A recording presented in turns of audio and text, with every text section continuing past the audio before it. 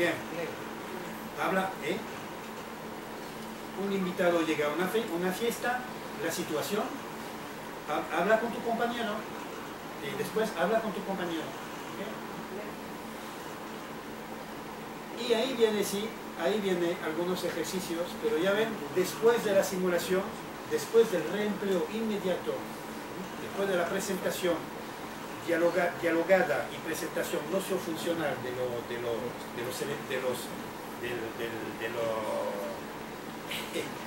material de comunicación, pues se le pide al alumno que comunique directamente. Únicamente después vienen algunos ejercicios de qué, haz la pregunta correspondiente, es un ejercicio de qué, transformación, sustitución, transformación, claro, pasar de la respuesta a la pregunta correspondiente, ¿no?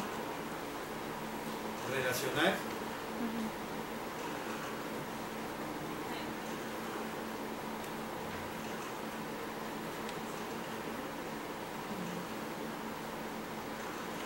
Eso no entra en nuestra metodología, pero es frecuente, ¿no?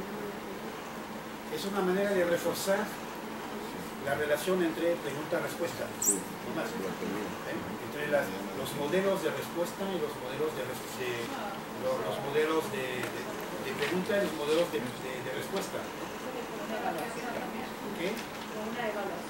Puede utilizarse bien, no lo había pensado, pero sí, puede ser que sea un ejercicio de evaluación y es muy posible porque esto se hace por escrito. Entonces se le da para el trabajo del otro día. Puede ser un trabajo de evaluación. Y ya, se acabó la unidad didáctica y la unidad siguiente, lo mismo, 2 páginas, presentación dialogada del material léxico, después presentación nocio-funcional y después ahora tú. Inmediato, el reempleo inmediato. ¿Okay? Ya se ve que no se le pide al alumno ni siquiera que haga identificación. ¿Eso por qué? Porque la gramática nocio-funcional presenta así modelos globales de comunicación. Tenemos preguntas ya hechas, respuestas ya hechas. Es la ventaja, ¿no? Los alumnos ya al final de 1 hora, 2 horas de clase ya pueden hacer preguntas y hacer respuestas. Pero en base a modelos y a modelos muy relacionados con esta situación de comunicación. ¿Okay? Muy relacionados, ¿eh? Porque uno que de pronto le dice, ¿cómo te llamas? Buenos días. Si tienes el modelo de... Le voy a contar una anécdota. Si insiste, no, si no pasó a... Sí, de acuerdo. Sí, claro. Nunca he visto a un estudiante decir que no una anécdota que quiere seguir trabajando. Es una anécdota que sí tiene su validez. Cuando yo estaba de formador de profesores de español en el Instituto Universitario de Formación de París, pues en ese momento todavía la metodología a la que se tenía que formar a los alumnos, a los estudiantes, porque era la metodología que tenían después que reproducir en sus clases, era la metodología directa. Y en español, como había esas transparencias entre la lengua materna y la lengua extranjera, pues hasta hace muy poco tiempo los manuales empezaban principiantes desde la primera lección con un texto auténtico y un texto literario además, la misión cultural. Yo me acuerdo de cuando empecé la carrera de profesor de español, me tocó utilizar un libro que se titulaba Lengua y Vida, y en la primera página lo primero que hacían los alumnos, pues el primer documento era un poema, no sé de qué autor, y el primer verso de este primer poema empezaba por: quisiera ser tan alto como una torre. Era un verso de un poema español. Ya ven La utilidad comunicativa de la cosa. Hola, quisiera ser tan alto como una torre. Bueno, ¿y qué? El tío llama a la policía porque el tío es directo al manicomio, ¿no? Bueno, no era la metodología. La metodología activa no era una metodología comunicativa, sino una metodología de comentario de documentos auténticos. No se trataba de dar una competencia de comunicación, sino de análisis, interpretación, extrapolación, reacción sobre los textos, los documentos auténticos.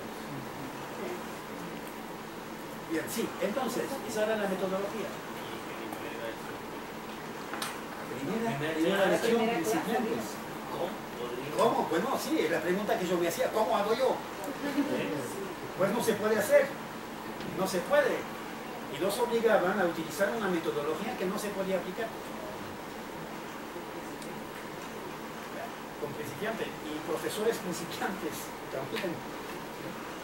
Que un profesor experimentado tal vez pueda hacer una preparación previa limitada para que comprendan por lo menos esto. Bien.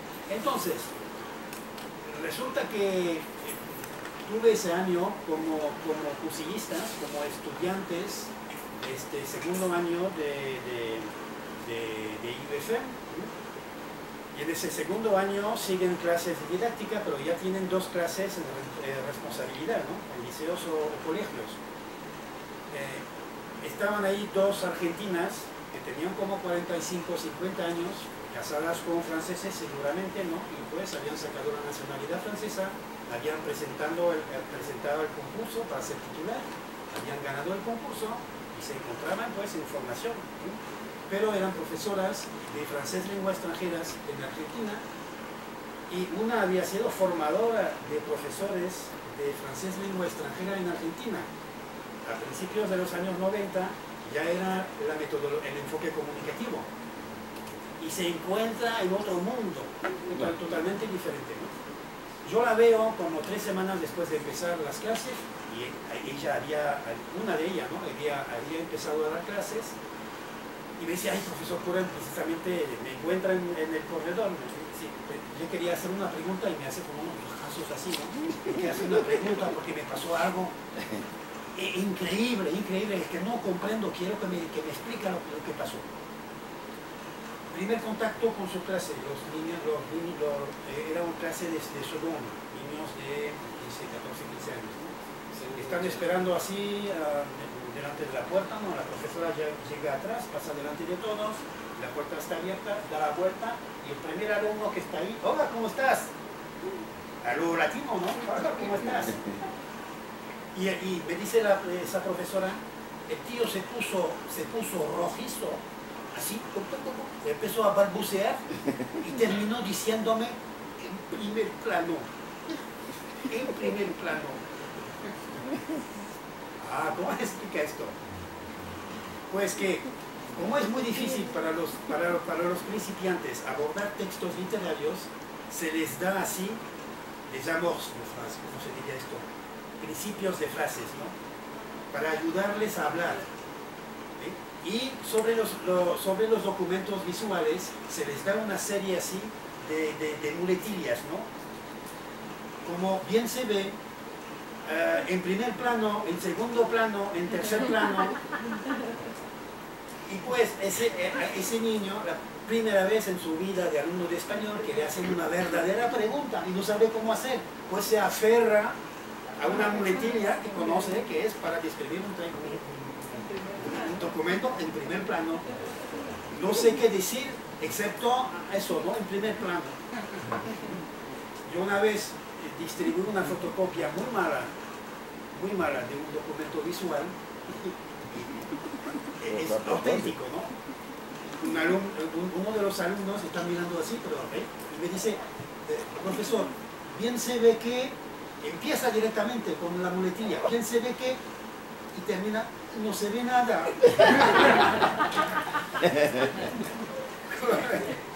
Bien se ve que no se ve nada. Bien, bueno, aquí va la anécdota. Pues eso de contestar a uno, ¿cómo te llamas? Pues en primer plano no. es muy comunicativo que digo. Pues, lógica soporte. Estaba hablando de lógica soporte. Aquí viene, pero eso lo descargaron, ¿no? Sí. Pues ya lo conocen, ¿no? Puedo ensanchar un poquito aquí, pero es un bolero, ¿ok? Y ya ven que un documento auténtico, un bolero, eso sería un crimen de lesa literatura para los partidarios de la metodología activa, esos hispanistas de los que hablaba antes, ¿no? El bolero se utiliza únicamente para hacer identificación de palabras, ¿ok? En parejas, intentad adivinar cuáles son, perdón, Contigo aprendí es un bolero clásico escrito por el compositor mexicano, etc., ¿no? Hemos eliminado 5 palabras de la letra. En parejas, intentad adivinar cuáles son teniendo en cuenta que riman con las palabras subrayadas. Después, escuchar la canción y comprobarlo. O sea, es un documento auténtico, un bolero, que se utiliza únicamente para hacer un ejercicio de identificación de palabras. No sé cómo lo llaman esto, ¿no? Identificación de palabras. Bien, ¿quieres saber más sobre el bolero de este texto? Y después viene en parejas. En parejas es la consigna básica del método comunicativo. Y sabemos por qué, ¿no? Por el gene interindividual. Intentan adivinar cuáles son. Perdón, es lo mismo, pero lo puse así. Es lo mismo, es la única consigna, ¿no? O sea, esto es lo único que se hace en base a este texto, a este bolero. Ya ven que no se explota nada de las potencialidades didácticas del bolero, se puede hacer horas y horas de clase a partir de eso, ¿no? De cultura, de lingüística, investigaciones de los alumnos para comparar boleros diferentes, y en tu país existen boleros, y a ver si encuentras un tipo de canción del mismo tipo, lo vamos a comparar, se puede hacer una multitud de actividades, ¿no? No, solo pues se trabaja la comprensión, escrita, en este caso, y ya no se hace más cosas a partir de ese documento. En ese documento no se utilizan las potencialidades didácticas, sino únicamente una de ellas, la que corresponde a la actividad que se quiere trabajar, y el resto ya. Una vez trabajada la actividad, se pasa a otro documento, ¿no? En los manuales de francés lengua extranjera, eso se ve muy claramente, ¿no? Los documentos auténticos son documentos, primero, bastante cortos, cuando son textos, y se trabaja muy poco sobre cada documento, porque el objetivo es trabajar una sola actividad o preferentemente una actividad lingüística determinada. Por eso hablo de lógica soporte. ¿Okay? Bien. Lo que pasa es que cuando ya los alumnos van progresando en su dominio del idioma, pues muy normalmente se va a añadir otras actividades sobre estos tipos de documentos, hasta el extremo de que lleguemos a esas actividades características de la metodología activa, con la preparación, con la identificación, con el análisis, la interpretación, ¿okay? Viene a ser también la metodología, el enfoque comunicativo, cuando a nivel de B2, C1, el trabajo que propone a los alumnos sobre los documentos auténticos, poco a poco se va pareciendo a las actividades de la metodología activa anterior. ¿Eh? No, de la metodología activa, o sea, la lógica documento. Se impone progresivamente la lógica documento sobre la lógica soporte. ¿Doctor? La lógica documento es esta serie de actividades: prepararse, identificar, parafrasear, como analizar, bueno, los demás. Esto es metodología activa, ¿eh?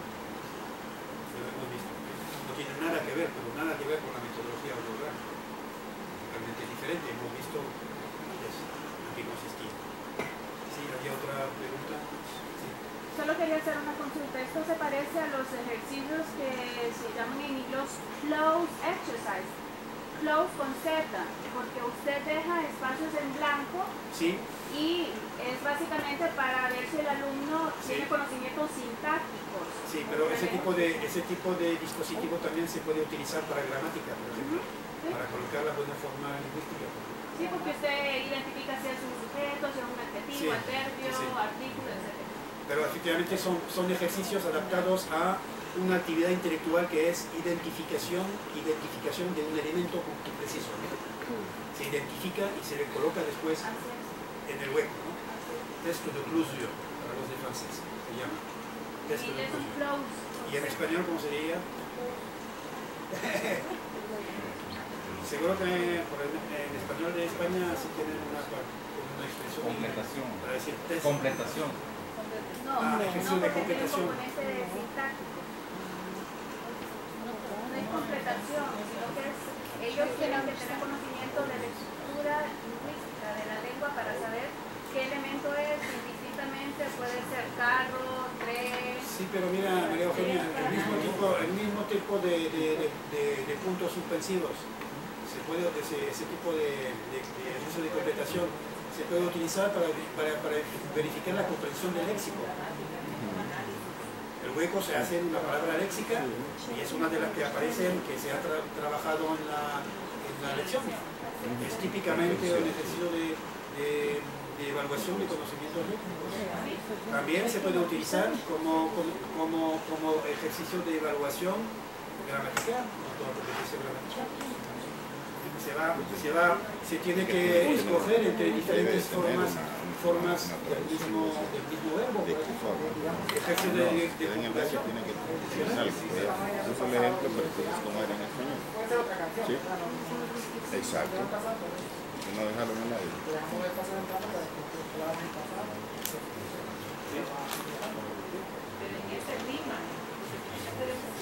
Sí, porque la rima es un indicio que se le da, una facilidad que se le da al alumno, ¿no? Se sabe que la palabra va a terminar por tal cual sílaba. Pero no necesariamente es la categoría. Aquí no. Ahí no. Ahí no. Es un ejercicio de completación que apunta a la comprensión del texto. Es un ejercicio de comprensión del texto. Los ejercicios de complementación se pueden utilizar para el léxico, la gramática, la comprensión del texto, la comprensión escrita, la comprensión oral. No para la expresión ni escrita ni oral, eso, claro. Y mira, la única, sí, hay una pregunta de explotación del contenido semántico del bolero, pero ya se ve como es muy corta, ¿no? ¿Cómo interpretas la letra de esta canción? Coméntalo con tus compañeros. Y se acabó. Es la única pregunta que corresponde a toda la lista de esas actividades que hemos visto que se utilizaban en la metodología activa. Muy reducida, ¿no? La explotación del documento como tal. Como bolero, ¿no? Bueno, eso era para mostrar. Sí, dime. Pero digamos en este caso será por las restricciones que a veces imponen las casas editoras, de que dicen tenemos 4 páginas y no podemos ir más allá. ¿Será por eso o será...? La pregunta te la voy a devolver, o sea, ¿tú piensas que un profesor que está formado en enfoque comunicativo va a preparar el texto anteriormente, va a seguir con más identificaciones del texto, va a seguir con preguntas de paráfrasis, preguntas de análisis, preguntas de interpretación, preguntas de reacción, de extrapolación y de prolongamiento? ¿Tú piensas que lo va a hacer? No, no, porque no está formado a eso. Porque los documentos auténticos se utilizan de manera bastante restricta para trabajar preferentemente en una actividad. Y no todas las actividades, como en la metodología activa. No es por falta de espacio. Porque en la metodología activa, ese documento vendría así completico, o se hubiera escogido solo una estrofa, y después vendrían 20 preguntas. Si quieres hacer muchas preguntas, hay un sistema muy conocido, se reduce el texto y eso permite añadir preguntas.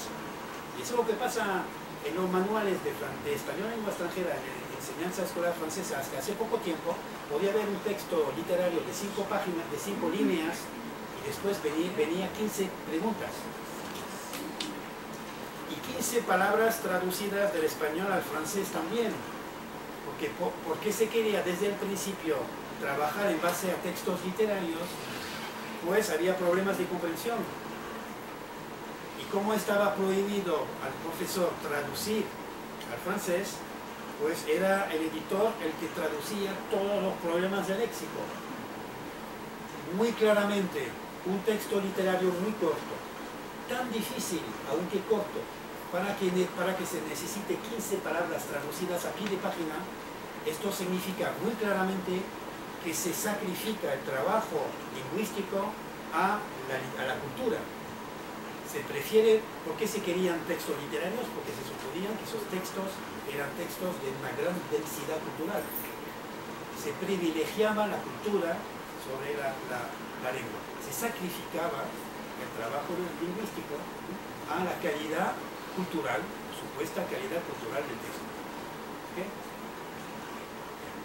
Cuando en el enfoque comunicativo, muchas veces, la cultura viene después de la simulación final. Es como una especie de postre, ¿no? Ustedes han trabajado muy bien, ahora vamos a ver la Torre Eiffel, la Torre de Londres, etc., ¿no? Pero ya están como fuera de la parte importante que es el trabajo lingüístico. La cultura viene como un suplemento, un anexo al trabajo sobre la lengua de comunicación. Si no están de acuerdo conmigo, lo tienen que decir, ¿eh? Porque yo me baso esencialmente en los manuales que conozco, y no conozco todos los manuales.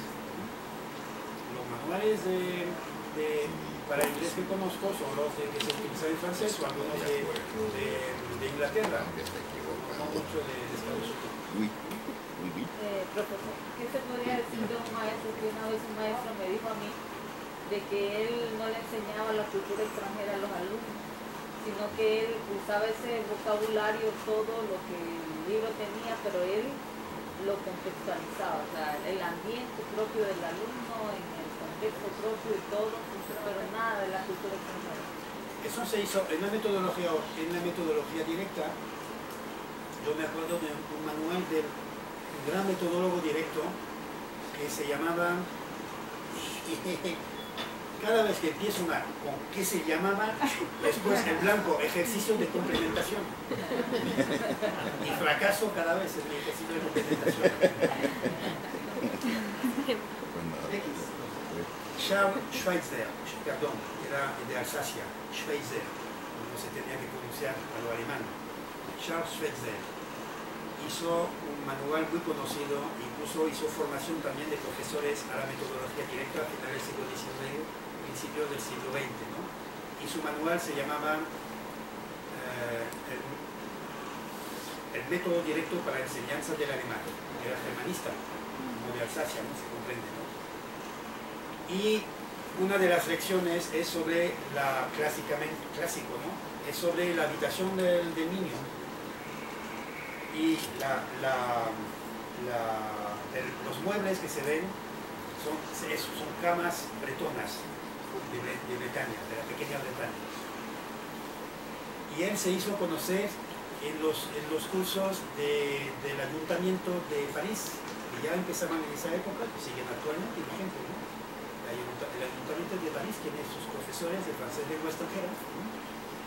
Él se hizo conocer, fue una revolución, porque empezaba con sus principiantes en alemán y les enseñaba alemán, haciéndoles visitar en alemán los monumentos franceses de París, paseando por las calles de París.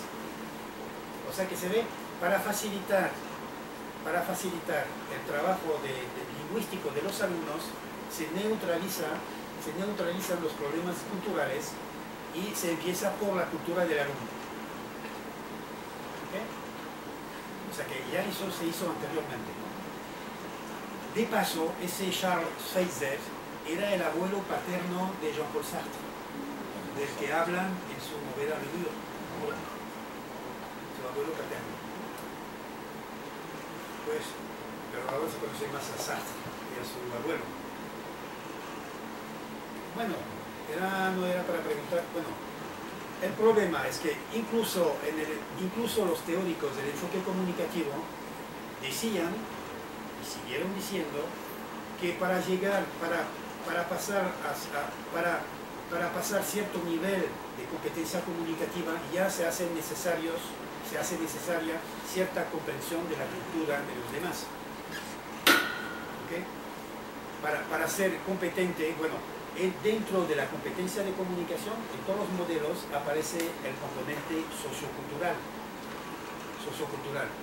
Cierto nivel de conocimiento de la cultura del otro es necesario para pasar cierto nivel de comunicación con él. Si se trata únicamente de intercambiar informaciones sobre cuestiones de la vida cotidiana, no. Pero para ir más allá, sí, la cultura del otro, bueno, la cultura del otro ya puede venir interfiriendo con la comunicación, es lo que decía en mi conferencia, con el enfoque intercultural.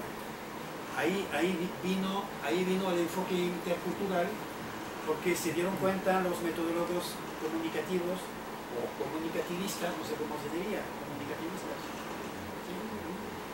De que para pasar cierto nivel de competencia comunicativa, pues ahí vienen trabas en cuanto a conocimientos culturales y a representaciones culturales, ¿no? Pues el enfoque intercultural viene a ser necesario para pasar a cierto nivel más complejo de comunicación. ¿Okay? Pero no sé si he contestado tu pregunta, pero sería lo que podrías explicar a tu interlocutor, ¿no? Que se comprende que en los primeros momentos, ¿sí?, se neutralice la cultura. Eso se hace en muchos países, ¿no? El primer manual es son curiosamente, paradójicamente, pero son niños del país, del alumno, que están hablando en lengua extranjera entre sí.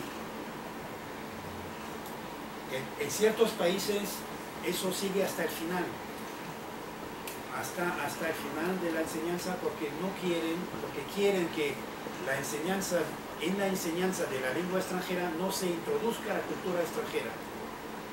Quieren que los alumnos, por razones ideológicas, políticas, se mantengan en la cultura extranjera. Materna también, en la cultura materna. Una anécdota, sí, bueno, otra anécdota. Una vez me pidió, después de la revolución islámica en Irán, fue algunos años después, ¿no? Me vino la solicitud por medio del Ministerio de Asuntos Exteriores de Francia de la evaluación de un manual de francés lengua extranjera que ellos acababan de hacer en Irán. Yo me negué a hacer la revisión precisamente porque ahí venía metido no solo la cultura de Irán, sino la religión islámica. Y para mí, aprender una lengua es confrontarse con otra cultura también. En el sistema escolar no se legitima la enseñanza de una lengua extranjera, sino porque va a ser un enriquecimiento cultural de los alumnos también.